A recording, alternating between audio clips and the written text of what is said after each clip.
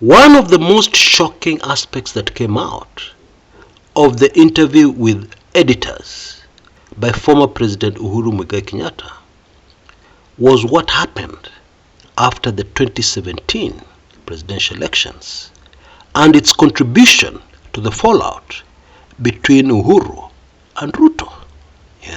For the first time, Uhuru talked about that one.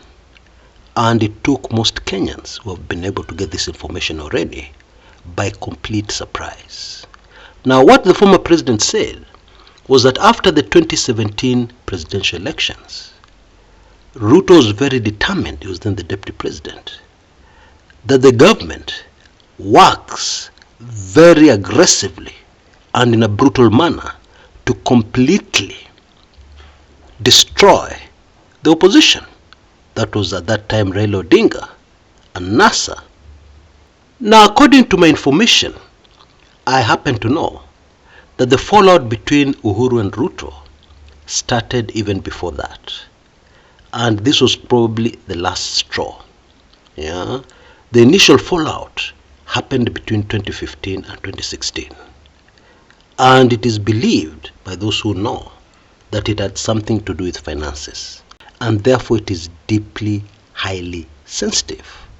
And I don't believe it's the sort of thing that the president can talk about. But then we also know that in the run-up to the 2017 presidential elections, William Samoei Ruto and Uhuru Kenyatta had a kind of truce to enable them to face the presidential elections together. And we also know that William Samoei Ruto was put in charge of the campaigns and running the campaigns. And we also know the violence and the brutality that emerged from that campaign. We all remember Baby Pendo very well.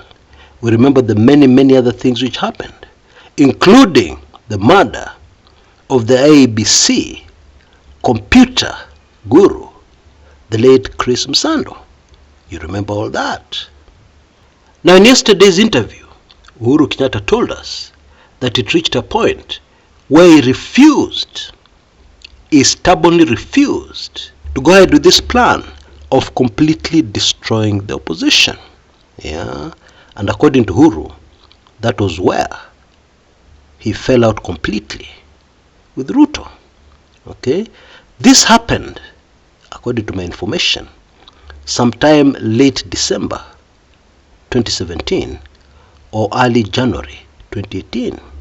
Because in any case, by the time the mock swearing in of Raila Odinga came about, late in January 2018, they had fallen out.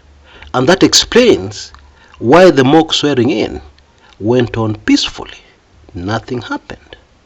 Which would suggest that had the fallout not occurred by that time, then something crazy would have happened. Something very bad. After or maybe during the mock swearing in of Raila Odinga at Uhuru Park. Now, this revelation is very, very relevant to what is unfolding in the country at the moment. Kenyans have been complaining about the brutality of the police. And while this is happening, President Ruto has praised the police for the way they've dealt with demonstrators. We know all that. We have seen all that. And therefore it is clear that whoever was handling the post-election political issues after the 2017 presidential elections is the same person managing, controlling the post-election political issues after the 2022 presidential elections. That should be very, very clear. And unfortunately, that tells us what we should expect going forward unless something changes, something drastic changes. Clearly, Ruto believes in strong arm tactics in dealing with political opponents. And there's a possibility he feels cheated, he feels let down by former President Uhuru Kenyatta, because probably in his mind, this is something that should have gotten done after the 2017 elections. But now, because Uhuru stopped it it has to be done in 2023, which wastes time, which diverts resources and attention away from where it should have been in something else to do with governing the country. That appears to be the position. Oh boy. Now it has been said by many Kenyans that the raid on the house of Jomo Kenyatta Jr., the son of former President Uhuru Kenyatta, looking for guns, is very similar to another raid which was carried out in 2017 on the home of Jimmy Wanjigi in Muthaiga.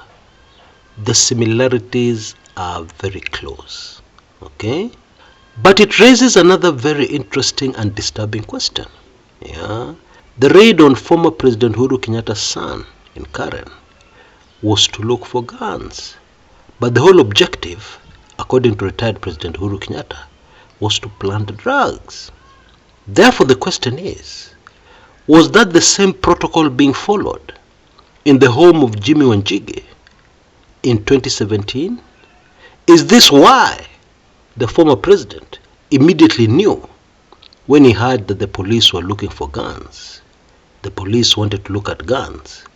Is this why the former president immediately knew what was unfolding in his son's house was something more serious, very serious, that would need his personal presence, and not just his security team, which he had thought of dispatching to deal with the emergency, the home of his son? Could this be it? I think so. Because you see, security forces all over the world have something called laid down protocols of dealing with anything. And sometimes they have protocols which they normally use to solve certain political problems for government. And we need to understand this. It is not a question of can these people come up with a better idea? No. It is a question of a laid down procedure which is usually supposed to go like clockwork because it is a laid down procedure. You don't have to think. Chances of leaving out an important detail are nil because the protocol is already set. It has been used many times before successfully, and therefore now you can use it again successfully. Now that is an important point to understand, because people who are not familiar with this may think it is very easy to come up with an idea and then you implement it. You just write down the points and you get started. No, in real life it's not like that. Things are bound to go wrong. There are things which might unfold which you did not foresee. But you see, the advantage with a tried and tested protocol is that it has been done many times before, and all possible problems, all possible things that can go wrong may have happened before and are dealt with immediately and included in the protocol, so that as years go by, the protocol becomes more and more reliable and efficient. Kunaendanga hivyo, I'm afraid. And evidence that these protocols by government to deal with political problems usually evolve is not very difficult to find. In the days of Jaramogi Oginga Odinga, one day Jaramogi Oginga Odinga, the father to Raila, had noise in his farm. This was during the Moi era, I believe the 80s. Those who are doing this dirty work, from government of course, were sure that the mzee would be asleep. But then somehow the mzee had some noise on his farm, and he came to find people digging the ground, and they were burying guns, so that later on the guns could be found, in quotes, and he would be accused of trying to gather up guns to overthrow the government. That's the way it was supposed to work out. But then as the years have gone by, instead of planting guns for this kind of government operations, the protocol appears to have changed to planting drugs. They are much more mobile, easy to carry around and plant, and therefore it changed to drugs.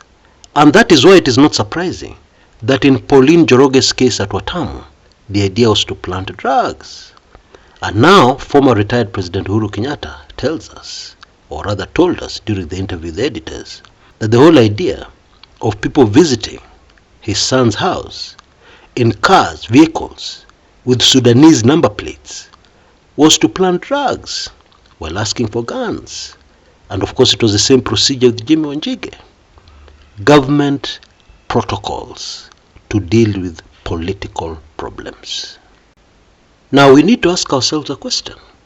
This is now the problem facing retired President Uhuru Kenyatta. Indeed, it is unprecedented. No other retired president before him has faced a similar problem. So the question is, what will he do? Will he just sit down and watch? Will he just sit down and get cooked? Or will he respond? The answer to that question, the answer to that question is in my latest Weekly Intelligence Briefings number 112, which should be out within a few hours. Yeah, so make sure you don't miss it.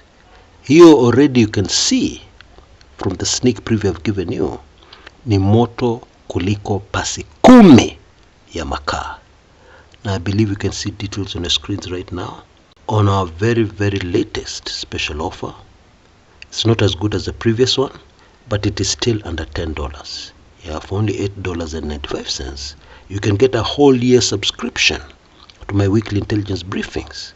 Plus, also you'll be able to get for free access to my sets of videos, plus 3 ebooks on how to deal with the dead economy, yeah, and survive in it or even prosper. Yeah, some very valuable videos. So I suggest you take action immediately, because this offer is going to be gone in the next 72 hours tops. Yeah, so please act immediately. And even those WAB members who your subscription has expired, please take advantage to renew your subscription, so that also you don't cripple me as I try to do my work in this very critical time in our history. Until next time, this is Chris Kumekucha.